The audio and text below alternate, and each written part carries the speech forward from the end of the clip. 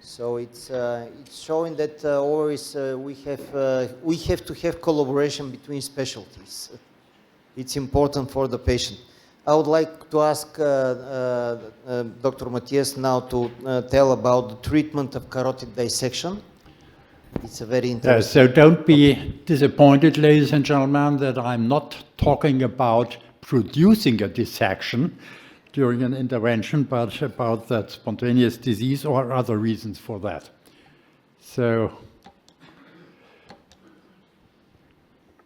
as you see, yes, dissection happens in younger patients. So when you look, 1/4 of them are younger than 40 years. And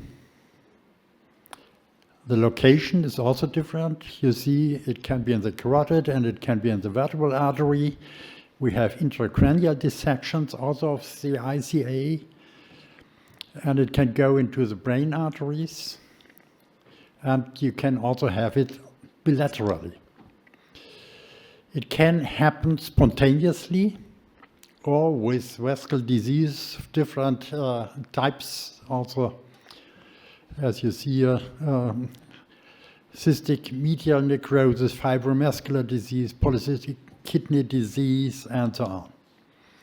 Also, trauma matters because when you manipulate it at the neck, also some sports can use that. Violent coughing, sneezing, sudden deceleration. Yeah, symptoms: headache, Horner syndrome, facial palsy, cranial nerve injury, upper limb weakness, lower limb, TIA, and stroke can happen. Mortality of acute carotid dissection is about 5%.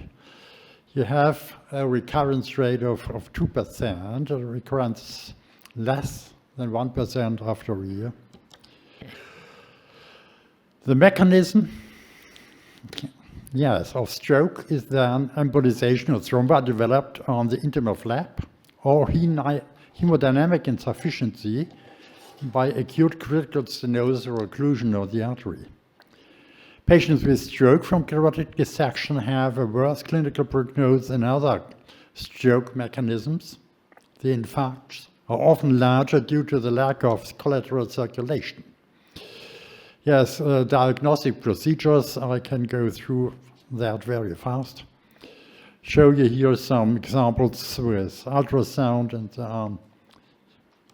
It's easily done. Also with CT angio, you see there is also, when you look at the left side, yes, there you see the dissection with this eccentric opacification of the artery. And when you look at the CT angiogram in a more longitudinal way, then you see, oh, that's a very tight, narrow, perfused artery.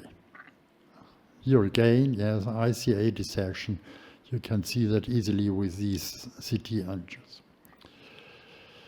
Yes, thrombolytic therapy is not very helpful. When you have distal emboli, you can discuss that, but otherwise I would not recommend that. You see also here in that publication, yes, that female gender is dominant and thrombolysis is not helping too much, and you have a considerable high mortality of 8% on intracranial hemorrhage. We have here a study also, and you see, yes, hemorrhage 6%, yes, when you do the thrombolysis. Therefore, other therapeutic methods should be chosen. That can be surgery. You can ligate the artery. You can produce an extra intracranial bypass. That are the surgical options. I will show you some cases. So you see here at the internal carotid artery, distal to the bifurcation.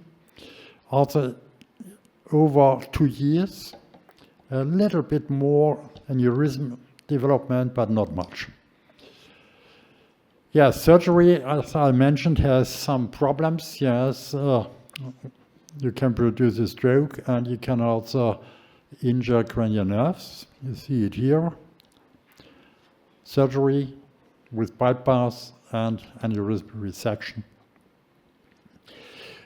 There is this so-called eagle syndrome that requires surgery that cannot be handled by endovascular technique, because in this syndrome you have an elongated styloid process which has contact to the carotid artery, and therefore there is a damage when you move your head, yes, to the vessel wall, and that must be solved by surgery and removal of the process. You see it here, yes. Occlusion pre-op, 3 months after surgery, yes, you have a normal flow in the internal carotid artery. Endovascular treatment is standing of the dissection. When you have already aneurysms, you can combine that with coiling, embolization, occlusion of the falx lumen, and thrombectomy. Yes, you see here an example of a more distal dissection. Yes, and you see after treatment and stent placement, yes, you don't see anything anymore. The patient is asymptomatic. Also here you see in this case, yes. And you have also to consider when it's very distally, the dissection, that it's not easy to treat it surgically, but it's much easier than with an endovascular approach to solve the problem. So I see indications for standing in persisting symptoms, so symptomatic patients, progressive neurological deficit, recurrent deficit, expanding, dissecting aneurysm, because when it started to dissect, it can go on and extend, and you can also have bleeding and rupture. Yes, you can also use MRI beforehand. And you see here also a case, yes, where you see the contrast material in the right carotid artery is not washed out, it's standing there all the time due to the dissection. Acute carotid dissection very distally, you see here also, yes, at the end of the internal with the stenosis circumscribed, and you can remove that easily with endovascular treatment, and the problem is dissolved. Also, the clinical symptoms in that patient, yes, it was a middle-aged man, was resolved within half an hour. Yes, dissection can also lead to a non-flow situation. You see it's so filiform, the narrowing due to the dissection, that you have to open up the artery. You see also in the distal part, there is a little bit of a type of aneurysm formation there then, but when you have then stented and dilated that, everything is okay. You see here again, yes, a dissection membrane here, also more distal to the bifurcation, yes, and you see after stenting you have a normal diameter and a normal flow.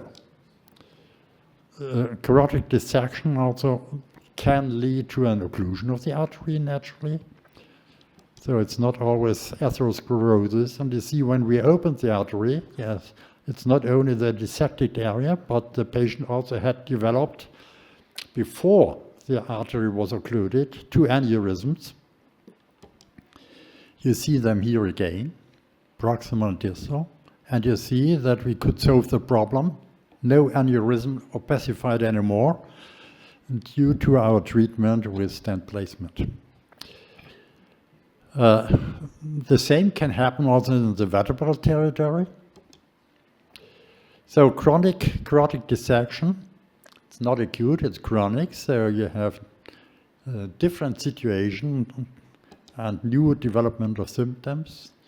Results of endovascular treatment, yes, you see here, I looked through quite a lot of papers, and you see death rate close to 2%, stroke 2%, hemorrhage is rare, but it can happen. Stents can occlude naturally later, so you have a complication rate of close to 8%. Yes, so more than 90% of dissections can be successfully treated with endovascular techniques. And I want to close, yes, and to remind you that we have another congress in June in Frankfurt, also dedicated to problems of stroke and carotid artery disease. Thank you very much.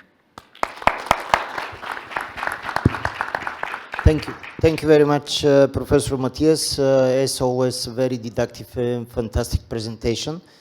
Dear colleagues, some questions, comments? In fact, I would like to ask you, there is a trend for the guidelines and the algorithms to advocate careful surveillance and observation instead of doing endovascular intervention. What do you think about? And the second one is when, in case you implant a stent, are you covering from the tear point to the exit, or just to cover the proximal part of the dissection and centralizing the flow? Normally I try to cover it completely when that's possible, because I don't want that it is going up higher than when I have not occluded it completely. And the other question is, yes, that depends on the clinical symptoms. Yes, so when the patient is asymptomatic, then you can do some surveillance and give some medical treatment so that he will not develop clots. That is the other option. Yes, but when he is symptomatic, I would always treat him. Yeah, if I can, I would second this thought. So. For the young people here, most dissections are a benign situation, and dissection is a wound in the artery, and as all wounds in our body, they will heal by themselves, so they don't need to be treated. The ones that have to be treated are a few compared to the other majority, which can stay there. So I see sometimes an over-treatment of dissections, cases which should not be treated, but they are treated. No, they have a spontaneous healing. It's a wound, and they don't need, even if you have still a stenosis in the artery, it doesn't matter if you are asymptomatic and you have a good collaterals in your head, so just leave them alone. Yes, because many of the patients are of a younger age, and therefore they have a good collateral flow in most of the cases. But when they are symptomatic, yes, then you have to make a decision, should I not do an intervention and not only waiting. Okay. Thank you. Thank you so much.